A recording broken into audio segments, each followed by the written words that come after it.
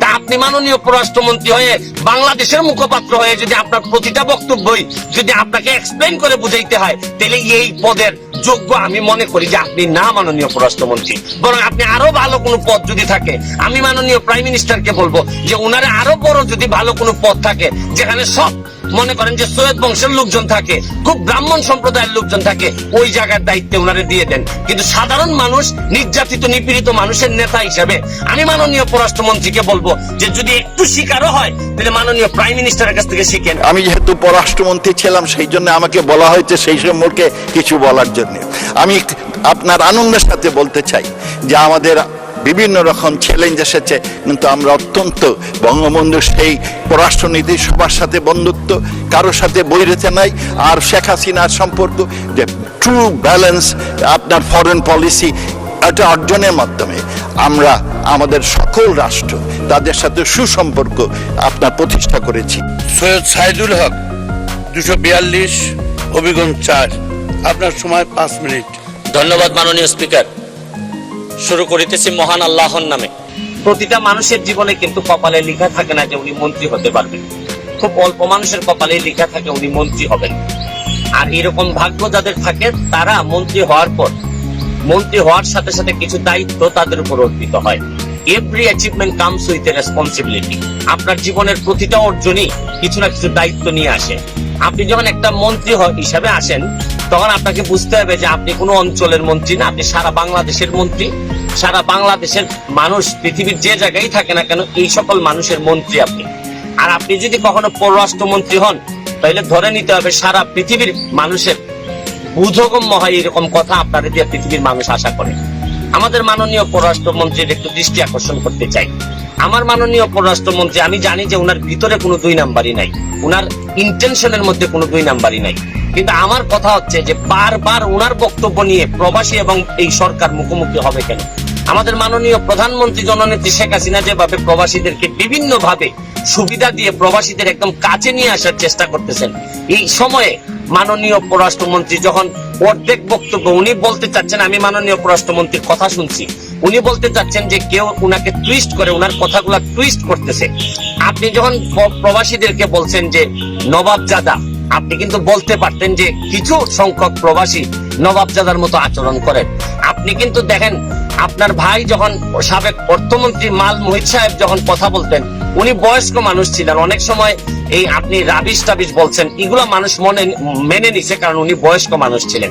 কিন্তু আপনি যখন তার ভাই হয়ে, আপনি একজন শিক্ষিত মানুষ হয়ে যখন আপনি একদম জেনারেল ভাবে কথা বলেন যে প্রবাসীরা নবাবজাদা, তখন সব প্রবাসী তো আর আমার মতো ব্যারিস্টার না, আপনার মতো এরকম ফ্যামিলি থেকে আসে নাই যে আপনার সব এরকম বলিষ্ঠ কথা এবং লুকানো কথা, ভিতরের কথা সব স্বাভাবিকভাবে মেনে নিবে। প্রবাসীরা এমনি থাকে দুনিয়ার কষ্টে। প্রবাসীরা যেখানে নিজের দেশের বাইরে থেকে মানুষ একটু সম্মান আশা করে, মানুষ একটু সম্মানের সাথে কথা আশা করে। আপনি যখন বলেন যে প্রবাসীরা আসতে পারে, আপনি বিভিন্ন কথা বলছেন যে লাখের লাখ মানুষ আসবে। আপনি বলতে পারতেন যে আমাদের আইন বিচার ব্যবস্থার অবনতি ঘটতে পারে, আমাদের এই ধরনের সিচুয়েশনের অবনতি ঘটতে পারে। আপনি কিভাবে বলেন যে প্রবাসীরা এইভাবে আসলে এত মানুষ বেড়ে যাবে, চাকরি থাকবে না, আর শেষে একটা কথা লাগাই দিলেন, দিয়ে বললেন যে আমাদের চুরি চামারি বেড়ে যাবে। তো এর মানে কি? আমার মতো ব্যারিস্টার না হইলে বা আপনার মতো এরকম ব্যাকগ্রাউন্ডের একজন জ্ঞানী লোক না হইলে, সাধারণ মানুষ যদি সাধারণভাবে বুঝে, তাহলে মানুষ বুঝে ফেলতে পারে যে প্রবাসীরা চোর, প্রবাসীরা আসলেই এই দেশে চুরি হবে। তাইলে এই প্রবাসীদের কি সম্মানটা আপনি দিলেন? প্রবাসীদেরকে সম্মান শুধু মনের ভিতর রাখলে হবে না মাননীয় পররাষ্ট্রমন্ত্রী, আপনার মুখের মধ্যে দিয়ে প্রকাশিত হইতে হবে। আপনি খেয়াল করে দেখছেন, আপনি প্রতিবারই 1 মিনিটের একটা বক্তব্য দেন, এইটা বোঝানোর জন্য আবার 5 মিনিটের আবার আরেকটা বক্তব্য দিয়ে বলতে হয় যে না আমি এইটা বলি নাই, আমি এইটা বলি নাই। তা আপনি মাননীয় পররাষ্ট্রমন্ত্রী হয়ে বাংলাদেশের মুখপাত্র হয়ে যদি আপনার প্রতিটা বক্তব্যই যদি আপনাকে এক্সপ্লেন করে বুঝাইতে হয়, তাহলে এই পদের যোগ্য আমি মনে করি যে আপনি না মাননীয় পররাষ্ট্রমন্ত্রী।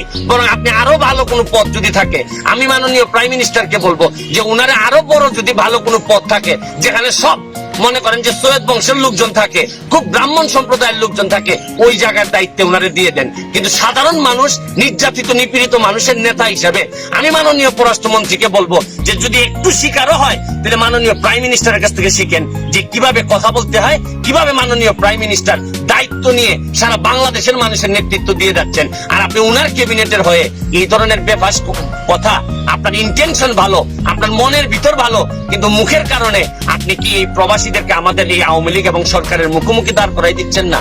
আমি আপনাকে বলবো যদি কথা বলতে এরকম সমস্যাই হয়, আল্লাহর ওয়াস্তে কথা বললেন না, তাও মাননীয় প্রাইম মিনিস্টারকে এইরকম একটা দুর্যোগকালীন সময়ে কাজ করতে দেন। কাজ যদি নাও পারেন বাধা দিয়েন না, এই সরকারের এত বড় ক্ষতি করেন না। বহুত কষ্ট করে এই সরকার হাঁটি হাঁটি পা পা করে আগাচ্ছে। আবারও সবার জন্য শুভকামনা চেয়ে আমি আমার নিজের জন্য দোয়া চেয়ে যে আল্লাহ যেন কখনো এরকম পরিস্থিতির মুখোমুখি হইতে না হয় যে আমার এক বক্তব্যের জন্য আবার আমি বসে এক্সপ্লেন দিতে করতে না। মাননীয় পররাষ্ট্রমন্ত্রী জনাব AK আব্দুল মোমেন। মাননীয় স্পিকার, আপনাকে ধন্যবাদ। আমি বিসমিল্লাহির রহমানির রহিম। আমি প্রথমেই মাননীয় প্রধানমন্ত্রী শেখ হাসিনা এবং তার সরকার, আমাদের ইলেকশন কমিশন এবং তার সাথে যারা সম্পৃক্ত ছিলেন, পুলিশ বাহিনী, অন্যবিধ সবাই, এবং আমাদের দেশবাসীকে আমি বিশেষভাবে কৃতজ্ঞতা অভিনন্দন জানাতে চাই।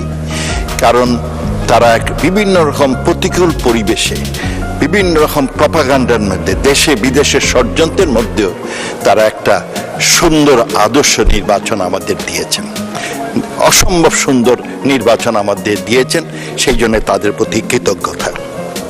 আর সেই সাথে আমি আমার এলাকাবাসীকে ধন্যবাদ দিই যে বিভিন্ন রকম প্রতিকূল পরিবেশে তারা আমাকে বিপুল ভোটে দ্বিতীয়বারের মধ্যে জয়যুক্ত করেছেন।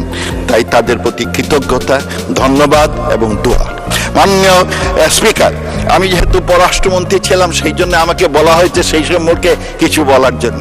আমি আপনার আনন্দের সাথে বলতে চাই যে আমাদের বিভিন্ন রকম চ্যালেঞ্জ এসেছে, কিন্তু আমরা অত্যন্ত বঙ্গবন্ধুর সেই পররাষ্ট্রনীতি, সবার সাথে বন্ধুত্ব, কারোর সাথে বৈরিতা নাই। আর শেখ হাসিনার সম্পর্ক যে ট্রু ব্যালেন্স আপনার ফরেন পলিসি, এটা অর্জনের মাধ্যমে আমরা আমাদের সকল রাষ্ট্র তাদের সাথে সুসম্পর্ক আপনার প্রতিষ্ঠা করেছি। আমি গত বর্ষ মেট্রো রেল ছড়ি, আমি আপনার কিসের থেকে, মিরপুর থেকে এই মতিঝিল যাই, সেইখানে আমার বহু লোক ছিলেন মেট্রো রেলে। প্রতিদিন 2,40,000 থেকে 3 লক্ষ লোক এই মেট্রো রেল আপনার সেবা গ্রহণ করে। সব লোক খুব খুশি, এত ভিড়ের মধ্যে সবাই খুশি। জিজ্ঞেস করলাম আপনি এত সুখী কেন, খুশি কেন? আমার পাশে যিনি বসেছিলেন উনি বললেন যে তার মিরপুর থেকে আপনার মতিঝিল যেতে আগে 2 থেকে 2.5 ঘন্টা লাগতো, তাছাড়া হয়রানি, আপনার পলিউশন, আর এখন মাত্র আধা ঘন্টা লাগে। মাসে তিনি 100 ঘন্টা তার যাতায়াত বাবদ সেভ হয়। দেশের যে কিরকম একটা বিপুল পরিবর্তন, শুধু এইটা না, তার সাথে আমাদের মাইল ফলক পদ্মা সেতু, তাতে আমার জাতীয় আয় 1.3% বাড়ছে। সেই সাথে আমার প্রাক্তন আপনার বড় ভাই প্রায়ত অর্থমন্ত্রী আবুল মাল আব্দুল মুহিতের কথা স্মরণ করি। তিনি শেখ হাসিনার সরকারের হাতটাকে সবল করে শক্তিশালী করার জন্য আমাদের এই উন্নয়নের আপনার ভিত্তিমূল সৃষ্টি করেছেন। আর বিশেষ করে মাননীয় প্রধানমন্ত্রীর এই স্বপ্ন যাতে আমরা অর্জন করতে পারি সেই আশা রেখে আমি একে শেষ করছি। জয় বাংলা, জয় বঙ্গবন্ধু। ধন্যবাদ মানুষ।